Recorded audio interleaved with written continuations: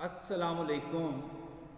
बेटा, आज मैं आपको बताता हूँ कि practical marks for 9th and 10th class, इसमें मैं आपको बताना चाह रहा हूँ कि आपका जो प्रैक्टिकल है 9th और 10th क्लास के लिए, उसमें टाइम कितना होता है, मार्क्स कितने होते हैं, डिटेल उसकी क्या है। आइए बेटा मैं आपको बताता हूँ कि जो आपका प्रैक्टिकल एग्ज़ाम है, प्रैक्टिकल एग्ज़ाम के लिए जो प्रैक्टिकल मार्क्स हैं 9th और 10th क्लास के लिए, वो टोटल मार्क्स 20 होते हैं और इसमें टोटल टाइम जो है ये 3 घंटे होता है। टोटल मार्क्स जो 20 हैं उसमें 10 नंबर मेजर एक्सपेरिमेंट्स के होते हैं, 2 एक्सपेरिमेंट्स मेजर होते हैं और 2 एक्सपेरिमेंट्स माइनर होते हैं। मेजर एक्सपेरिमेंट्स के 10 नंबर होते हैं और जो माइनर एक्सपेरिमेंट्स हैं, क्वेश्चन नंबर 3 और क्वेश्चन नंबर 4, इनके 4 नंबर होते हैं। हर एक्सपेरिमेंट के 2 नंबर, ये जो माइनर एक्सपेरिमेंट्स हैं ये 2-2 नंबर के होते हैं और जो मेजर एक्सपेरिमेंट्स हैं ये 5-5 नंबर के। अब जो मेजर एक्सपेरिमेंट्स हैं, आपने इसके लिए लिखना क्या है, प्रोसीजर लिखना है, इक्वेशन लिखनी है। इफ रिक्वायर्ड, अगर इक्वेशन रिक्वायर्ड नहीं है then there is no need to write down the equation. अब इसके बाद ऑब्जर्वेशंस आपने बकायदा टेबुलर फॉर्म बनानी है, उसमें ऑब्जर्वेशन लिखने हैं। जो भी आपकी ऑब्जर्वेशन आती है वो आप मेंशन कीजिएगा। फिर उसके बाद कैलकुलेशन, ख़ास तौर पर टाइट्रेशन का अगर एक्सपेरिमेंट आता है तो उसमें बेटा आपने कैलकुलेशन करनी होती है और एंड पे आपने रिज़ल्ट लिखना है। रिज़ल्ट ये आपको पहले भी मैं बता चुका हूँ कि रिज़ल्ट में आपने ये वर्डिंग ज़रूर लिखनी है। अगर आप फॉर एग्ज़ाम्पल बॉइलिंग पॉइंट कर रहे हैं तो आपने लिखना है the boiling point of organic liquid is, जितना भी आता है ऑर्गेनिक लिक्विड का, वैसे तकरीबन ये 78 डिग्री सेंटीग्रेड होता है और ये आप लिखिएगा। और साथ ही आपने ये भी लिखना and shown to the examiner, and shown to the examiner. बेटा फॉर क्वेश्चन नंबर 1 और क्वेश्चन नंबर 2 जब आप लिख चुके हैं, फिर उसके बाद परफॉर्मेंस की बारी आती है तो माइनर एक्सपेरिमेंट में लिखने की कोई ज़रूरत नहीं है। माइनर एक्सपेरिमेंट में आपने लिखना कुछ नहीं होता, जस्ट ऑनली शो परफॉर्मेंस। और अगर आप परफॉर्मेंस दिखाते हैं तो ये फॉर क्वेश्चन और क्वेश्चन 3 की बात हो रही है तो आपको पूरे मार्क्स मिलेंगे।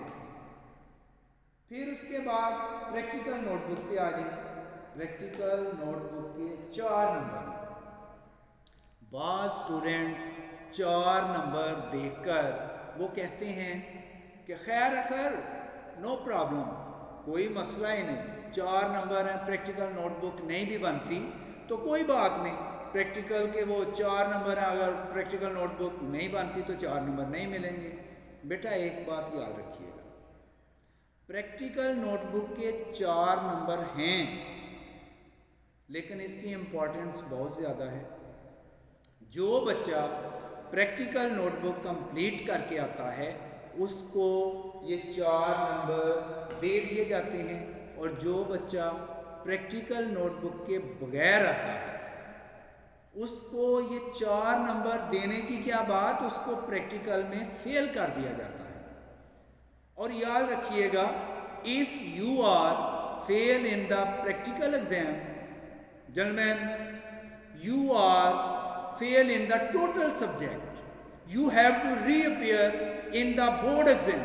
आपके बेशक थ्योरी सब्जेक्ट में आपके पूरे मार्क्स हैं, आपके 60/60 हैं, आपके 60 में से 55 हैं, आपके 60 में से 58 हैं, बड़े अच्छे मार्क्स हैं। But if you are fail in the practical exam, gentlemen, you are fail in the total subject.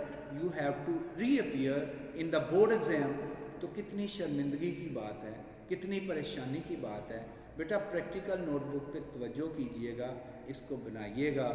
Practical exam, board exam जब होता है, प्रैक्टिकल नोटबुक के बगैर नहीं आना। अगर आप प्रैक्टिकल नोटबुक के बगैर आते हो तो जब आप घर से चलते हैं तो समझ लें कि आप प्रैक्टिकल एग्ज़ाम में फेल हैं। बेटा प्रैक्टिकल नोटबुक को इम्पोर्टेंस दें। ये 4 नंबर बहुत ज़रूरी हैं और अगर आप इनको ऐसे इम्पोर्टेंस इसकी खो देते हैं कि कोई बात नहीं, खैर अगर नहीं नंबर आते तो कोई बात नहीं। तो ये याद रखें, आपके लिए बहुत ज़्यादा नुकसान का बायस है। फिर इसके बाद हम आगे बढ़ते हैं वाइवा। वाइवा के बेटा 2 मार्क्स होते हैं। वाइवा जब आपसे पूछा जाता है तो प्रैक्टिकल एग्जाम में ख़ास तौर पर सिंपल से question, define boiling point, melting point, sublimation, titration, and point, indicator क्या होता है, ये इस तरह के छोटे छोटे सवाल वो आपसे पूछेगा। स्टैंडर्ड सॉल्यूशन क्या होता है, इस तरह के छोटे छोटे सवाल। ये सवाल जो मैं आपको बता रहा हूँ, दीज आर इम्पॉर्टेंट, इनको याद कीजिएगा। फिर इसके बाद वो अगर थ्योरी बुक में चला जाता है तो वो आपसे पूछ सकता है define chemistry, define branches of chemistry, analytical chemistry, define mixture, compound, element. बेटा इस तरह के छोटे छोटे सवाल वो आपसे पूछेगा।